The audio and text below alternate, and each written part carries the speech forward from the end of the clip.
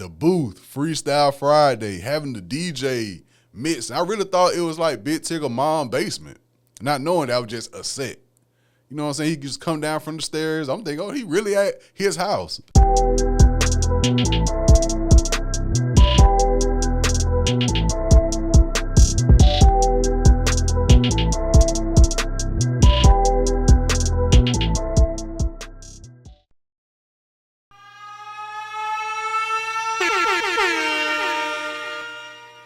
Top of the Top, episode 279, Stash House Podcast. Your boy Tyler checking in. First time listeners, thank y'all for tuning in. If you tune in weekly, salute, or if there's just an episode, some topics you may want to hear about, thank you for tuning in as well. Podcasts available on all streaming platforms, Apple Podcasts, Spotify, YouTube. Subscribe to the YouTube page. Subscribe to your preferred audio platform as well. Tell a friend or tell another friend, check out this show. All love is greatly, greatly appreciated. This week episode, we stand on the spotlight type vibe. This week, let's talk about hip-hop media. Let's talk about hip-hop media going back from my early years, watching BET, 106 & Park, Hits from the Streets, Rap City The Basement, all the way to the radio with the Breakfast Club interviews that kind of sparked my interest when I was in college, going to school for broadcast journalism. And now in this era of podcasting, just talk about my early introduction to podcasting and just my overall thoughts on the hip-hop media, I'll say podcast landscape these days. So sit back, relax, enjoy it. Let's talk about it. Hip-hop media. Now, when I talk about hip-hop media, I got to start with BET. Now, I'm just talking about me, what I grew up on.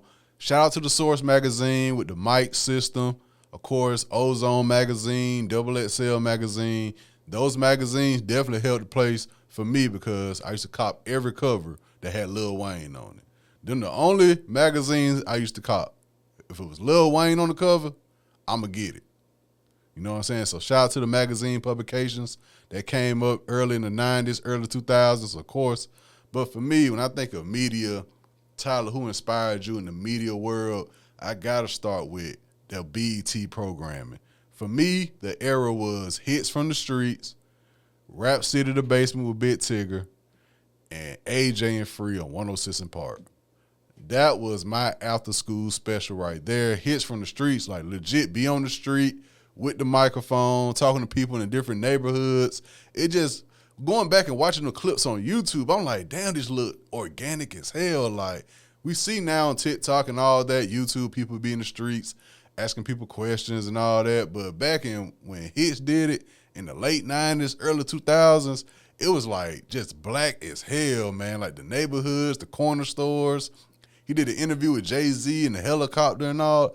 Man, that was like an era. Like I remember watching it as a kid being like, man, when I get older, it's going to be one, we're going to have better quality and all that. Not thinking it's going to be a lot of people doing it. But nobody is doing it on a hip-hop level, I feel like.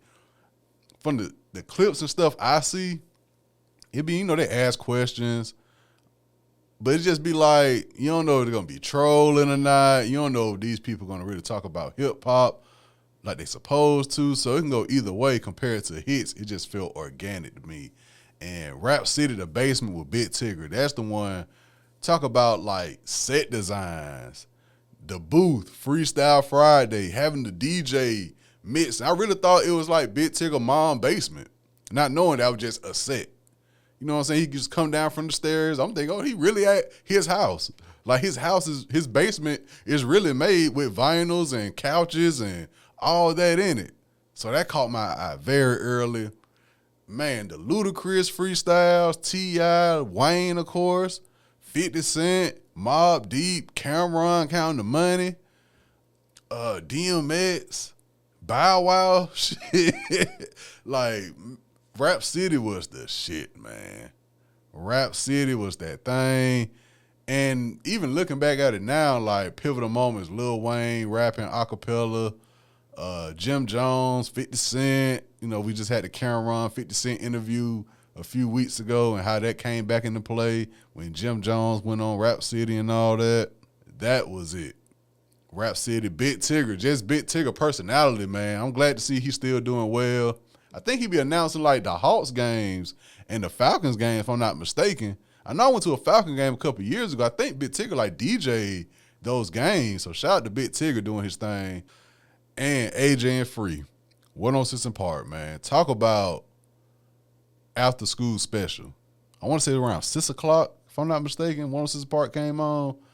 And in this era we in now, with different artists, like I'll throw Sexy Red name out there just because she's the most current I can think of in terms of we just see them on our timeline and we be like, I understand, when you go out, you hear their songs, the women love it and all that, and that make the men start rocking with it a little bit. But it just kind of feel forced. You know what I'm saying? It's like, okay, I understand they popping, but they don't always got to be on my timeline. Like, what are they doing at the NBA All-Star Celebrity Game? It's like, huh? Back then, I'm sure that played a role in, like, being on BET programming with Rap City and 106 and Park. But 106 and Park had, like, the top 10 countdown. So I'm thinking, if this song number 1, number 2, number 3, it got to be a good song, and this person's album got to be worth something. It's very rarely I feel like it was a song on the number 1 countdown, and I was like, this the number 1. Even if it's like Alicia Keys or something, You Don't Know My Name. This is a great R&B song, so I was like, okay, it makes sense. It is number 1. Everybody in the club getting tipsy. That sounded about right. Any song Chingy had at the time, that sounded about right. And that made me go get these people album. And then when I hear the album, I'm like, okay, even that Chingy first album, it was straight. We're right there on there and the One Call Away. I was like, okay, it makes sense to me. Nelly, definitely. Country Grammar. Wayne. Like any song that was on that top 10 countdown, it felt legit. B2K. And then they'll have B2K come out and all the girls passing out, screaming. I'm like, okay, this makes sense to me. Compared to now, if an artist got millions of views on YouTube, they walk past me by the street, I won't know who they are. They got 1 million views on YouTube, though, but I probably wouldn't know who they are. So that BET 106 and Park, it meant something to me. The live performances, genuine live performances, seeing Wayne come out, B2K, like I say, Destiny Child, it made sense to me. That's what I grew up on. And we saw the different variations throughout the years of 106 and Park. But when it started dying down, you felt it. Combined with Twitter popping at the time. And then the late years of 106 and Park, they catered more to that teenage crowd. The mindless behaviors and OMG girls started popping. That was that era. So while that was still going on, we was kind of on Twitter talking about this True Religion mixtape that dropped. This guy named Future out of Atlanta popping. They was on, I know Future, I think he had a song on 106 and Park probably the later years, but it was more about the internet at that time. It was more about the internet at that time, but AJ and Free definitely held it down. Bow Wow was a host. Bow Wow will miss the 106 and Park. Bow Wow, he stayed on the countdown. And that's how he got his career legitimized. Like, man, this dude, he got them records. No matter how you feel about him in real life, if he corny or not, Bow Wow had them records on 106 and Park. He was named Mr. 106 and Park for a reason. That's one thing you can't take away from him. He is Mr. 106 and Park. That's for sure. So shout out to Bow Wow for that. So going to the later years, like I say, now the internet coming into play. And with the internet coming into play, that's when I got more in tune with what this group in New York, the Breakfast Club. I seen Charlemagne on a video with Travis Porter. And that should just tell you how long ago that was. And I was like, this dude look familiar. Not realizing this the dude that was with Wendy Williams. And I used to see him on the internet, but I never knew who he was. So he did the Breakfast Club. It was Charlemagne, DJ Envy, and Angela Yee. DJ Envy, I remember hearing about mixtapes. And Angela Yee, I didn't know anything about until Breakfast Club. So I was like, okay, Breakfast Club, cool. And I remember that Fabulous and Ray J shit went viral. This was like my early years on Twitter. I didn't know how to work Twitter. I didn't understand the purpose. All I knew was Wiz Khalifa was talking about Twitter, and I was like, let me make a Twitter. So I got on, and I remember seeing about the Ray J Fabulous. I just remember like hearing it. I'm thinking, this must be internet radio or a recording or something. I didn't know it was like real radio at the time. And I'm seeing interviews now where DJ Envy was like, before that happened, they was probably going to get canceled. Because a lot of people, including myself, thought the Breakfast Club popped automatically. Like when we first heard about it, oh, they been doing drama and woot. They're like, nah, that Ray J and Fabulous incident is what really popped it off. And y'all can go research what Ray J was talking about with Fabulous, because that was wild. Ray J a wild cat, man. That was definitely a wild moment for Ray J talking about Fabulous and all that. So that would pop them off, and they had a good run. I watched their Jagged Edge interview recently. They still have moments on the show on YouTube, I'll say, to where it's like, okay, they go get put on Shade Room, probably go have a timeline, probably talking a little bit. They still have those moments, but they ain't had a Birdman moment in a long time. They'll probably never have another Birdman moment. They'll probably never have another Dame Dash type interview.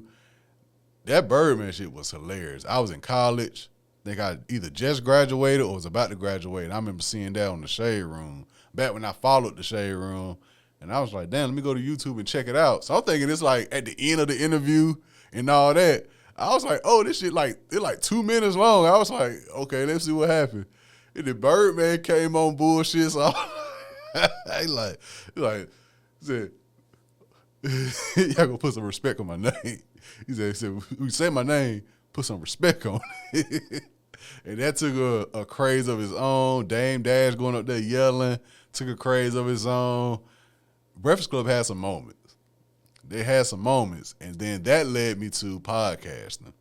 What led me to really the pod, and I've said this story many, many times, the dude, Elliot Wilson, he posted Nori, Drink Champs. It was Nori, Jadakiss, and Ja Rule episode. And it just felt like I was a fly on the wall. I was playing 2K, drinking some peach parmesan in college, and it just felt like I was a fly on the wall. So I was with Drink Champs for a minute. Joe Budden podcast. Joe Budden podcast, a lot of people talk about after the Spotify deal. I got on in 2017 with Joe Budden podcast. 2017, it was the Charlemagne episode. Because at the time, I didn't know much about Joe Budden music. None at all, really. I didn't know anything about Joe Budden music outside of Pump It Up. You know what I'm saying? I wasn't up on his music like that. And I remember seeing him on Love and Hip Hop. And at the time, Love and Hip Hop was like, why are you on Love and Hip Hop? So I ain't really take his podcast serious. I saw about the Views Drake album. I saw that clip, and I was just like, oh, Joe Budden still doing Joe Budden shit. Look like whatever. So I seen Charlemagne was on. I said, Charlemagne on it. Maybe they got some good dialogue. So I watched the Charlemagne episode, and I was locked in since then. My favorite years of the Joe Budden podcast, 2017 to maybe mid-2019. That was like my favorite era. After Mal and Rory left, they did take a drop a little bit. I did like Joe, Parks, Ish, and Ice when they were still in Park crib. I did like that. When Versus was still going on, that was like the last leg of that good run. But I'll be honest, it's been a while since I tapped into a Joe Budden episode. I still see the clips on YouTube, but if it ain't something, and that's another thing with podcasting, because I do one, maybe it affected how I listen to some in terms of hip-hop, just strictly hip-hop. If it's something like out of the ordinary, I'd be like, I wonder what they said about this. I might watch, but when it comes to hip-hop, I rarely watch hip-hop podcasts now. Just the hip-hop media lane in general, I don't know what happened. You know what I'm saying? Because, like I said, I got on podcasting with Drink Champs in 2016. And really, they still do nothing but interviews. That's one thing I really feel like a lot of podcasts should fall back from. Just the homies kicking it type vibe. That's why last year I was so heavy on the Fig Community, the guys from the West Coast. I was heavy on their content because it reminded me of the old Joe Budden podcast where it's friends just sitting around kicking it, talking. But now even the Fig Community people, like they got so much eternal, I don't know if it's content beef, real beef. I don't know. I can't keep up, but that kind of make me fall back from their content a little bit. I'm like, dang, man, can we all just chill, kick it, talk some sports, talk some music, laugh a little bit, do some funny stories from back in the day, and go on about our life? Like, everything don't got to be to go viral and try to get more clicks. And I'm like, damn, man. And from a business standpoint, I'll say when Joe, Rory, and Mal broke up, it kind of made the landscape of podcasting, ads, and deals, it's a free-for-all. I saw a lot of folks signing to Revolt, and I know they feel bad about that now because everything going on with Diddy. You see how a lot of these podcasts who are signed to Revolt, all of a sudden they archives gone. I be trying to find old interviews. It was under Revolt. You can't find it no more. They got to start their own podcast network. And I was like, in my mind, I was thinking, why y'all signed to Revolt in the first place? Anytime I saw a podcast signed to Revolt, I never saw really an upgrade in content. It was just a better set design. That's it. The content probably got a little bit more lackluster after that Revolt deal was talked about and announced for different podcasts. Everybody like, oh, we signed the deal, we signed the deal. I'm like, yeah, you and 50 other more podcasts. What good that going to do? So in terms of the business of podcasts, because that's where we at now in hip-hop media, live streaming, podcasts, that's where we at. No more TV shows, no more really no BET programming, MTV, VH1. It's, interviews. That's it. That's it. Yes, it's podcasts out here who giving their opinions on albums and all that, but for the quote-unquote higher-up podcast, they're just doing interviews. They're just doing interviews. That's it. They're doing interviews. Joe them haven't went on tour in a while. Fid Munity canceled their tour last year. I don't really watch Rory and Mal like that. Like, a lot of people said after that Drake Kendrick thing, it's going to be tough for them to really be taken serious now. And I agree. Like, that style of podcasting I've outgrown it. That's one thing I've noticed within the past 3-4 years of me with podcasting. Like, I'll have a good run with a podcast. Like, I'll be tuned in for some months, but eventually they're going to do something that kind of turn me off, and I just got to fall back from it. So, yeah, that's just a brief talk about hip-hop media platforms in the past few years. From my early days, like I said, watching BET programming, going into the internet radio world, watching different interviews, different moments that led into me enjoying podcasting, which eventually led to me falling out with listening to other podcasts. Like, I do this because I enjoy it. I don't do this because I've heard somebody else say this and I'm going to repeat what they said. It's like, no, these are just my original thoughts. And it kind of helped me on the creative level, too. Like, I'm not really paying attention to what everybody else doing. I'm kind of going at my own pace, coming up with my own designs, putting my twists on certain things and just doing the best I can and talking about different things, whether it's music, hip-hop, R&B, sports, Ohio State football, NBA basketball, wrestling, of course. I just like to put my own twist on it. You know what I'm saying? And this is the new age media. Podcasting, live streaming, different vlogs, day in the lives. Like, that's where we at right now. So, you know what I'm saying? Like I said, if Issa Rae can start from where she started from and be who she is now, who am I to say, you know what I'm saying, I shouldn't start from the ground and work my way up? You know what I'm saying? Nipsey Hussle brother, Black Sam, Marathon Burger, he in the kitchen doing the fries, the burgers, helping out his employees. Who to say I can't put the groundwork in? You know what I'm saying? So that's what it is in terms of media. And like I said, this has been episode 279, Stash House Podcast. Make sure you guys go out, have a great work week, a great school week. Be safe, be mindful of your surroundings. Drink plenty of water, man. Eat your fruit and vegetables. Get your money. Stay prayed up. Mind your business. Keep me in your prayers. I do the same for y'all. Salute.